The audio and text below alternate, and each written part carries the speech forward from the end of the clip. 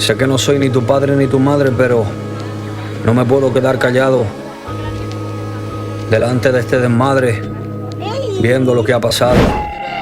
Fíjate en las vueltas que da la vida. En un segundo puedes perder la partida. La llevas en el brazo, te la pones bajada. Eso, amigo, es como si no llevaras nada.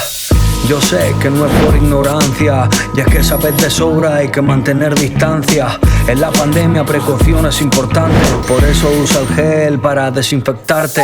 Todos queremos que esto por favor acabe ya. Nos preguntamos cuándo vuelve la normalidad. Mirando el panorama la cosa pinta muy mal. Si no ponemos de nosotros no terminará. Sabiendo lo que hay que hacer, yo te invito a cumplir. Hoy tú lo haces por mí, mañana lo hago por ti. Yo soy del grupo ganador, ya lo decidí. Y si te unes todos juntos podemos seguir. Y es que yo no soy nadie para decirte cómo hacer las cosas, pero si la lías, nos las lías a todos. Sé prudente, por ti, por mí, por todos.